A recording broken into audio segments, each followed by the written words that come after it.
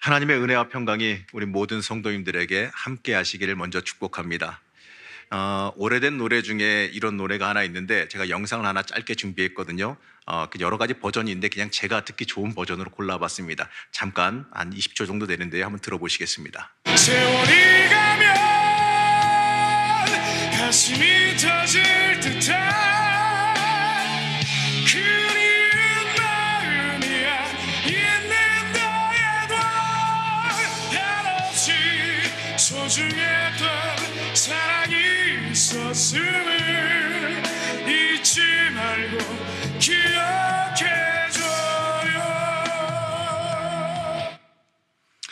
그냥 여러 가지 버전인데요. 그냥 제 취향에 맞는 거 하나 그냥 찾아서 올렸습니다. 이 세월이 가면이란 노래거든요. 방금 들은 이 노래의 가사가 사실 오늘 읽은 말씀의 내용을 잘 말해주고 있기 때문에 일부러 다들 좀 이제 환기 좀 될 겸 해가지고 일부러 한번 넣어봤습니다. 우리가 오늘 읽은 이 말씀의 가르침은요, 이 세월이 지나가도 이 처음 그 느낌을 확실하게 기억은 잘 못할지라도 처음에 내가 체험했던 그 시간이 아주 소중했다는 그 사실을, 그리고 그 시절을 가슴 속에 간직하고 계속 되뇌이며 살아가야 한다라는 내용입니다. 다시 한번 말하면요, 이 세월이 지나갈지라도 하나님 처음 만났던 그 시간의 소중한 그 기억을, 하늘 소망을 체험하고 하늘 소망을 발견했을 때의 그 감동을 우리가 세월이 지나고 신앙의 연수가 오르고 직분이 높아지더라도 그 내가 처음 만난 그 첫사랑의 그 신앙의 첫사랑의 그 감동을 잊지 말고 가슴속에 품고 살아가야 한다는 뜻입니다. 그런데 문제는 말이죠, 우리의 기억력이라고 하는 게 영원하지 않다라는 데 있지요. 이 기억하려고 집중하지 않는다면 아차하는 순간에 깜빡 잊고 마는 게 우리의 모습 아니겠습니까? 심지어요, 전화 걸면서 내 전화 어딨냐 이러시는 분들도 있잖아요. 그리고 뭐 냉장고를 열었더니 거기서 전화기 나왔다는 분들도 있고, 저도 전에 한번 그런 적이 있습니다. 손에 쥐고서 전화기를 찾는 거예요. 왜 오른손이 아니라 왼손에 쥐고서 전화기를 찾다가 이게 뭐지 하고선 그제서야 발견을 했는데, 사람은 원래 그래요. 잠깐 깜빡깜빡하기도 하는 게 사람입니다. 그런데 어떤 사람들은요, 이렇게 말해요. 이 망각, 이 잊어버린다라는 게 이게 하나님께서 우리에게 주신 가장 소중한 선물이 맞다라고 말하는 사람도 있습니다. 우리가 기억을 잃어버린다라는 건, 우리 어떻게 보게 되면요, 우리가 모든 걸 다 잊지 않고 기억하고 모든 순간을 다 그냥 다 세세하게 다 알고 있는 사람들이 있긴 하는데, 그걸 우리가 그 병이라고 부르긴 해요. 마치 사진 찍듯이 모든 걸 다 기억하는데 이런 사람들은 일상적인 생활이 좀 어렵다고 합니다. 그렇기 때문에 이 망각이라고 하는 거는 우리가 일상적인 생활을 하기 위한 어떻게 보면은 하나의 선물과도 같다라고도 학자들은 말합니다. 그런데 이상하게도 말이죠, 잊어버리는 거는 꼭 중요한 거를 잊어버리더라 이거예요. 이 잘 잊어버리는 것들은 꼭 신기하게 중요한 걸 꼭 잊어버립니다. 결혼기념일 잊어버려서 아침에 기억이 난다든지, 그건 참 다행인 일이죠. 저녁에 기억나는 것보다 낫긴 하는데, 뭐 그런 일들이 비일비재하게 있거든요. 우리가 꼭 그런 걸 잊어버려요. 사랑하는 사람을 처음 만났을 때 그 설레이는 마음이라든지, 아니면 처음 직장 생활을 시작했을 때 그 감동이라든지, 아니면 어딘가에 조직의 일원이 돼서 임원이 되었을 때 그 처음 마음가짐이라든지, 이러한 것들을 갖다가 또 직분을 받고 나서의 처음 마음가짐이라든지, 이런 것들을 갖다가 우리가 너무나도 쉽게 잊어버리는 중요한 기억들이라는 겁니다. 이 신앙생활 하는 사람에게도 이와 비슷한 것들이 많이 있어요. 너무나도 소중해서 꼭 기억해야 하지만 이상하게도요, 너무나도 쉽게 잊어버리는 기억들이 있다는 거예요. 처음 하나님 만났을 때 감동, 성령 체험했을 때 그 감동, 내가 구원받았다라고 하는 그 놀라운 감동, 처음으로 내가 하나님 앞에 헌신하겠다라고 다짐했을 때 그 열정, 또 나를 향한 하나님의 계획을 발견했을 때 그 기쁨, 또 내가 하나님께 기도하고 응답받았던 그 역사를 갖다가 어느새 기억은 남아있지만 어느새 그 감동과 그때의 그 결단이 사라지고 만다란 겁니다. 이 세월이 지나가도 변하지 말아야 될, 꼭 기억해야 될 것들인데 이 흘러가는 시간 속에서 까맣게 잊어버리고 살아가기 쉬운 것들이 바로 그런 것들이라는 겁니다. 그러다 보니까요, 어느새 우리의 신앙생활과 삶은 이 처음에 우리가 생각했던 의도와 상관없이 이 처음 마음가짐과 너무나도 다르게 흘러가 버리는 경우가 있지는 않은지 우리 스스로 한번 돌아보고 생각해 봐야 됩니다. 오늘 말씀에 등장하는 사사 야일이라는 사람은 이 므낫세 지파의 사람으로 추정됩니다. 이 아비멜렉이 죽은 뒤에, 그 아비멜렉이 죽은 뒤에 굉장히 혼란스러웠던 그 이스라엘을 구원한 그 사사 돌라의 뒤를 이어서 이스라엘의 사사가 된 사람입니다. 아마도요, 이 혼란한 나라를 굉장히 어지럽고 복잡했던 그때의 그 정세를 잘 정비해서 23년간이나 아무 일 없게 평화롭게 이끌어갔던 그 사사 돌라의 모습을 보면서 내가 저 사람을 본받아서 나도 훌륭한 이스라엘의 지도자가 되겠다, 이러한 결단을 그도 했을 거라고 생각합니다.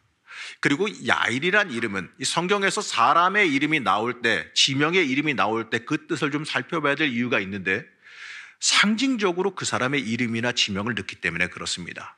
우리도 각자 이름의 뜻이 뭔지 물어보면 다 이름의 뜻을 알고 계시지요? 한자로 이름을 지었기 때문에 다 뜻글자이기 때문에 이름의 의미들이 다 있게 되어집니다. 마찬가지로 이 히브리 사람들도요, 이름에 특별한 의미들이 들어 있습니다. 이 야일이란 이 사람의 이름을 갖다가 해석을 해보게 되면 빛을 비추는 사람이란 뜻을 지니고 있습니다. 이 야일은요, 자기의 이름의 뜻에 맞게 성경 말씀에 의하면 무려 이스라엘을 22년 동안 아무 일 없이 평안하게 평화롭게 잘 다스렸습니다. 사람들이 다른 민족의 억압도 받지 않았고, 또 4절 말씀에서는요, 어린 나귀를 타고 다닐 이 평화의 시기였다고 말합니다.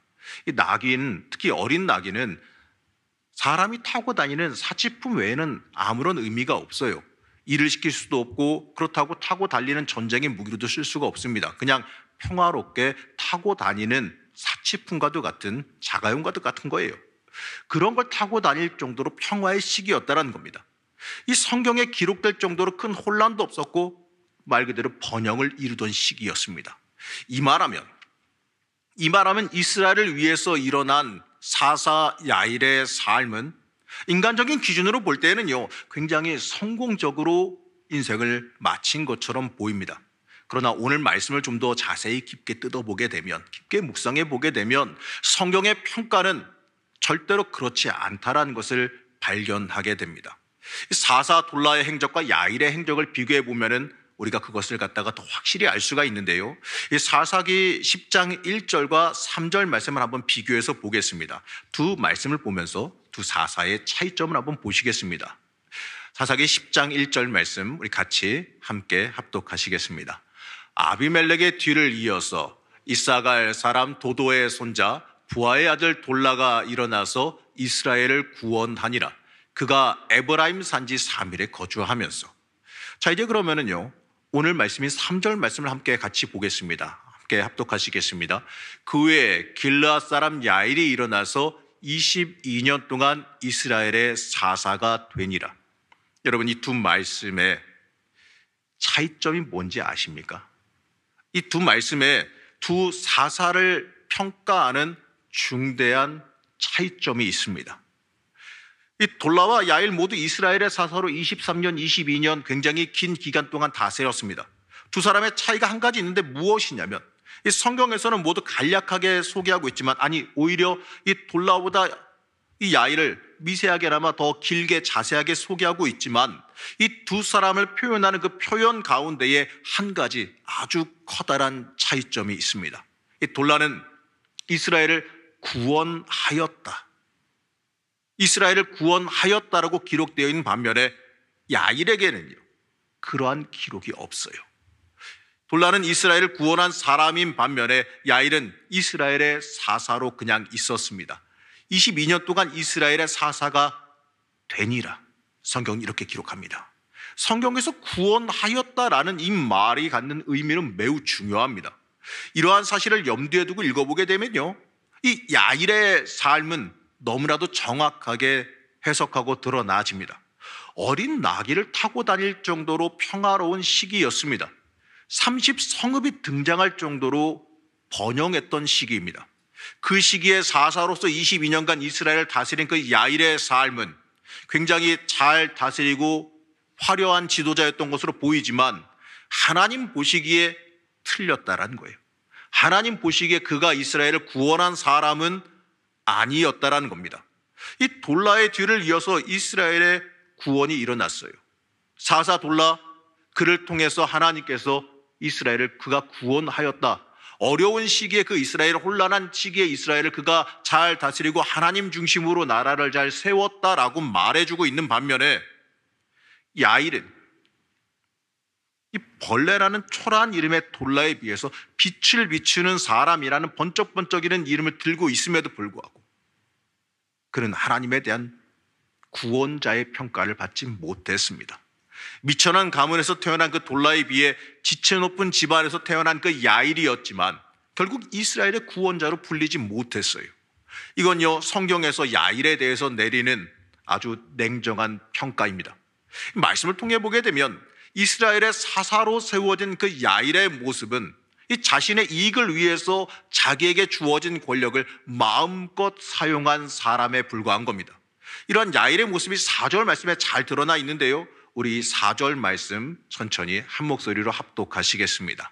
그에게 아들 30명이 있어 어린 낙이 30을 탔고 성읍 30을 가졌는데 그 성읍들은 길르앗 땅에 있고 오늘까지 하본 야일이라 부르더라. 자, 야일에게 아들이 몇 명이라고요? 3명이 아니에요. 30명입니다. 아들 30명은 뭐 엄청난 숫자 아니겠습니까? 이 30명이라는 이 아들 이 숫자는 한 가지를 보여줘요. 야일에게 많은 부인이 있었다는 거예요. 아들만 30일까요? 아들만 다 낳았을까요? 딸도 있을 거 아니에요. 그러면 30명이 넘는다는 이야기예요. 이 기드온이 많은 부인을 두었기 때문에, 사사 기드온이 많은 부인을 두었기 때문에 그 아들이 많음으로 인하여서 그들에게 분쟁과 다툼이 일어났고 그 아들 중에 하나인 아들이 문제를 일으키고 그 아들들을 갖다가 서로 죽이고 그래서 이스라엘에 엄청난 혼란을 가져왔다는 걸 우리가 봤지 않습니까? 그렇기 때문에 그 역사를 알고 있기 때문에 그 일이 일어난 지 불과 20년밖에 안 됐기 때문에 이스라엘의 최고 권력자인 사사 야일이 그런 행동을 해서는 안 되는 겁니다. 이스라엘의 최고 권력자인 사사 야일에게 많은 부인들이 있었다 그러죠. 기드온의 잘못을 모두 기억하고 있었고 이걸 경계해야 되는 사사의 위치에 있었지만 그럼에도 불구하고 지나치게 많은 자녀들을 뒀습니다. 단지 지도자인 사사로서 그렇게 행한 사실만으로도 어떻게 보게 되면 그때 당시의 사정으로서는 흠이 되는 일이 될 수 있었다는 거예요. 그런데 야일은 아들들에게 어린 낙이 한 마리씩 주고 또 성읍을 하나씩 물려줬다라고 성경은 기록해요. 자, 우리가 이 의미를 한번 잘 생각해 봐야 됩니다. 자, 우리나라에 어떤 한 지도자가 있었다고 한번 생각해 봅시다. 누굴 특정하는 건 아닙니다. 그리고 그 지도자가 많은 부인을 두어서 30명의 아들을 뒀다고 한번 생각해 보세요. 기록되지 않은 딸들도 있었겠죠. 그리고 그 아들들에게 자신의 권력을 이용해서 서울 한복판에 거대한 맘모스급의 빌딩들을 갖다가 하나씩 재산으로 뺏어서 그들에게 안겨주고 또 자식들 놀러 다니기 편하라고 이 수억 원의 자동차 하나씩 갖다가 나라 돈으로 사줬다고 한번 생각해 보자고요. 여러분, 이러한 지도자가 있다면 여러분들 그를 보면서 뭐라고 하시겠습니까? 잘했다고 하실까요? 위대하다 그럴까요? 절대로 아니죠. 심지어 그 지도자를 비판할 것이고 심지어 이 탄핵이란 카드까지도 꺼낼 수 있으면 꺼내볼 겁니다. 오늘 야일의 모습이 제가 지금 현대적으로 풀어 이야기한 이러한 모습을 지니고 있었다는 거예요. 자신의 권력을 이용해서 최대한 자기 자식들의 뒤를 돌봐준 겁니다. 이 사사기에 이스라엘을 구원하였다라는 평가가 아니라 그냥 이스라엘의 사사로 22년을 다스렸더라라고 기록된 건 어찌 보면요, 그의 행적을 통해 보게 되면 당연한 일지도 모르겠습니다. 야일이 왜 이렇게 평가받는 삶, 어떻게 보면 이런 아쉬운 삶을 살았을까? 처음부터 사사가 될 때 한미천 잡고 자기 자식들에게 높은 권력과 많은 재산 물려주기 위해서 이스라엘의 사사가 됐을까요? 절대로 아닐 겁니다. 이스라엘의 사사로 일어나던 그 시기에 야일의 마음은 아마도 정의감이 충만했을 것이고 나라와 민족을 위한 애국심도 가득했을 거예요. 그렇기 때문에 이 지도자인 사사로 세움받을 수 있을 겁니다. 그가 만약에 자기 권력과 자기 욕심으로만 나섰다면 사사로 세움받지 못했을 겁니다. 그리고 사사가 되면서 이 전임자인 이스라엘의 구원자라 불린 그 돌라의 삶을 어쩌면 그도 알고 그를 본받고 싶었을지도 모르겠습니다. 그렇지만 이 오랜 세월이 지나가면서 이 처음 가졌던 그 중요한 기억들을, 사사가 되면서 품었던 그 기억들을 잊어버리고 만 겁니다. 나를 향한 하나님의 비전과 또 신앙인으로서의 그 삶의 태도, 또 그걸 향해 달려가는 그 열정을 모두 다 잊어버리고 권력의 유혹에 빠져버린 건 아닐까요? 그렇기 때문에 이스라엘의 구원자가 되고 싶어서 일어났던 그 사사 야일은 자기의 권력을, 자기의 이익을 채우기 위해서 그 힘과 능력을 마음껏 휘두르다가 그냥 세상 떠난 인생이 되어버리고 말았습니다. 여러분, 우리 대부분의 사람은요, 이 땅을 살아가면서 성공을 꿈꾸고 또 명예를 꿈꾸고 권력을 꿈꾸며 살아가기도 합니다. 더 잘 살고 싶고 더 성공하고 싶고 더 많은 명예를 얻고 싶어 합니다. 물론 이거는요, 사람의 기본적인 욕망이고 욕구이기 때문에 당연한 일일 겁니다. 이 그리스도인으로서 세상 가운데서 성공해서 영향력이 있는 사람이 된다? 저는 이거 매우 중요하다고 생각해요. 그리스도인이라고 해서 항상 어려움만 겪고 소외된 모습으로 살아가야 되느냐, 이러한 법 없거든요. 아니, 저는요, 오히려 그리스도인들은 그렇게 안 살았으면 좋겠습니다. 이 그리스도인들은 다른 사람들이 보고 부러움을 느낄 정도로 성공했으면 좋겠고, 어느 정도 물질의 풍요함도 누리고 살 수 있으면 저는 좋겠습니다. 너무 없이 살고 너무 부족하면 다른 사람에게 덕이 안 될 수도 있기 때문에 그렇긴 해요. 하나님께서 정당하게 주신다면 정당하게 받아서 그걸 통해서 나만 먹고 쓰는 게 아니라 그걸 통해서 주의 일을 잘 감당하면 되는 겁니다. 그렇기 때문에 먼저 저는요, 여기 계신 모든 성도님들 하나님이 주시는 놀라운 복과 은혜 충만하게 받아 누리시기를 먼저 축복합니다. 아멘 하신 만큼 받아 누리시기 바랍니다. 근데 문제는 뭐냐면요, 하나님께서 우리에게 주시는 그 많은 것들이, 하나님의 일을 위해 하나님께 영광을 돌리기 위해 주시는 그 많은 것들이 나를 변하게 만드는 게 문제예요. 세월이 지나고 성공하다 보니까 처음 먹었던 그 마음이 어느샌가 사라져버리고 많은 것이 문제라는 겁니다. 목적을 위해서 열심히 노력해서 성공하는 수단을 찾았는데 이 성공해 보니까 이 수단이 목적이 되어버리고 처음 가지고 있던 그 목적을 까맣게 잊어버리게 된다는 겁니다. 구원자로, 세상 가운데 영향력 있는 사람으로 하나님의 영광을 돌리겠다는 그 처음의 목적은 다 말끔히 사라져버리고 성공만이 내 인생의 목적이 되어져 버렸다는 겁니다. 제가 여러분들에게 기도할 때 뭐라 그러죠? 하나님께 간구의 기도 하라 그러죠. 축복의 기도, 자녀를 위한 축복의 기도 당연히 하라고 합니다. 그리고 나서 가장 중요한 거, 목적을 명확하게 하라고 제가 말씀드리지 않습니까? 하나님, 나에게 물질의 복을 주십시오. 그 물질의 복을 통하여서 하나님께 쓰임 받기를 소원합니다. 하나님, 나를 성공시켜 주십시오. 그 성공을 통해서 하나님의 일꾼으로서 하나님의 영향력을 바라면서 쓰임 받고 싶습니다. 승진도 기도하라 그랬잖아요. 승진을 원하면 기도하십시오. 그리고 그걸 통해서 하나님께 내가 쓰임 받는 자리에 올라가고 싶습니다. 이거는 선한 기도 제목이기 때문에 틀림없이 들어주시는 기도 제목이 됩니다. 그렇기 때문에 여러분, 그렇게 놓고 기도하십시오. 그거는 잘하는 일이고 선한 일이고 그렇게 기도해야 되는 일입니다. 근데 문제가 뭐냐? 하나님께서 응답하셨을 때 그 마음, 그 기도의 마음 먹었을 때 그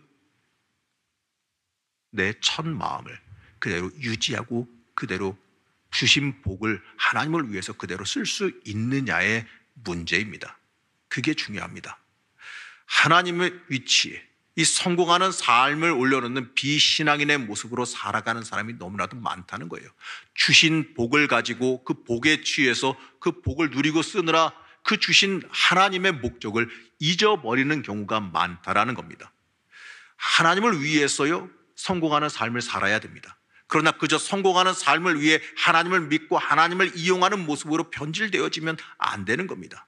결국 야일과 같은 모습으로 죽어서 신앙인으로서 명예롭지 못한 이름, 하나님 앞에서 떳떳하지 못한 삶의 모습을 남기는 게 가장 큰 문제입니다.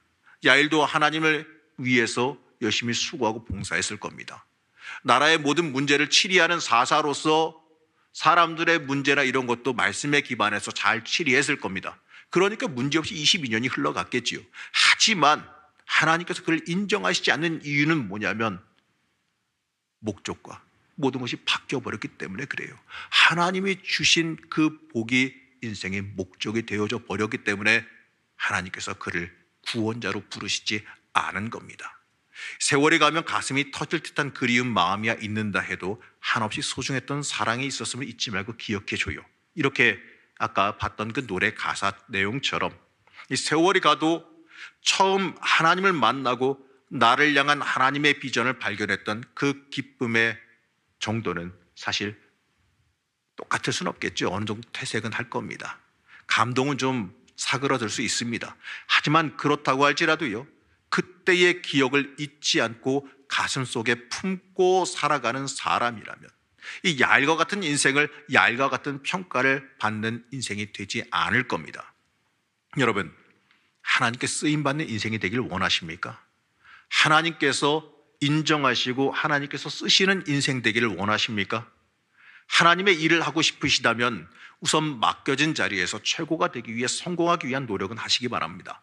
세상적인 성공이 인생의 정답은 물론 아니겠지만 하나님께 쓰임받기 위해 행한 그 노력은 틀림없이 그 가치 있는 결과를 가져올 것이기 때문에 그렇습니다. 그리고 그 영향력으로 하나님의 일을 행할 수도 있을 겁니다. 다만 한 가지만 기억합시다.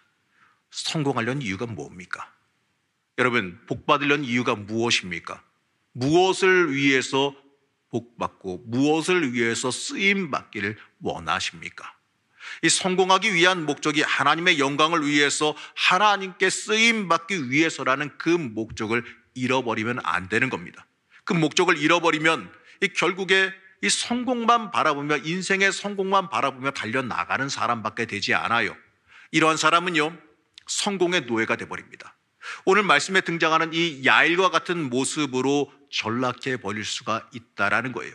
한마디로 열심히 수고하고 봉사하고 인생을 살아왔으나 하나님 보시기에 인정받지 못하는, 영적으로 보게 되면 헛고생하는 인생이 되어지고 만다라는 겁니다. 사랑하는 성도 여러분, 부디 주님 처음 만났을 때의 그 기쁨을, 나를 향한 그 하나님의 그 비전을 발견했을 때 그 기쁨을, 또 비전을 향해 불태우던 그 뜨거운 열정을 세월이 지나갈지라도 잊지 말고 기억하시길 바랍니다. 여러분, 세상적으로 성공하지 않아도 좋습니다. 꼭 높아지고 많은 것을 가지지 않아도 좋습니다. 내가 하나님 처음 만난 그 마음과 감동을 간직하시고 그걸 의식하면서 의지하면서 살아가는 것이 우리 인생에 중요합니다. 세상은 지금도 우리에게 세상적인 성공에 빠져들라, 세상적인 물질에 빠져들라, 이렇게 우리에게 유혹을 던집니다. 그럴 때마다 우리는요, 우리의 인생의 목적을 명확하게 할 수 있어야 됩니다. 여러분, 그저 이 사사였다라는 평가를 받은 야일과 같은 삶을 살지 마시기 바랍니다. 그저 집사였다, 권사였다, 장로였다, 그냥 신앙인이었다, 이러한 평가로 끝나지 마시기 바랍니다. 우리가 교회 그냥 다녔어, 이러한 평가로 끝나서는 안 되지 않겠습니까? 하나님께 인정받는 그 구원자로 평가받았던 돌라와 같은 삶을 살아가시기를 소망합니다. 여러분, 하나님께서 보셨을 때에 내 자녀다, 하나님께서 나중에 평가하셨을 때에 수고했다, 이러한 평가를 받으셔야지요. 그냥 교회 다녔다라는 평가, 나를 알았네 하는 평가 받지 마시고 하나님께서 기뻐하시며 높이시는 주의 자녀 되시기를 축복합니다. 여러분, 세상이 아니라 하나님께 인정받는 사람 되길 바랍니다. 세상적으로 높이는 사람, 세상적으로 사람들이 알아주는 사람이 아니라 하나님께서 알아주고 하나님께서 높이시고 하나님께서 기억하는 주의 자녀가 되시기를 축복합니다. 세월이 지날지라도 하나님 만난 그 사랑 잊지 마시기 바랍니다. 나를 만나주신 그 하나님의 그 은혜, 내가 하나님 만났던 그 감격, 내가 구원받은 그 은혜를 잊지 마시기 바랍니다. 그리고 그 사랑 붙잡고 내가 받은 그 은혜 붙잡고 하나님의 사람으로 굳건히 서서 하나님께 끝까지 인정받는 삶, 하나님께서 세워주시는 삶을 살아가는 주의 자녀 되시기를 시간 간절히 축복합니다.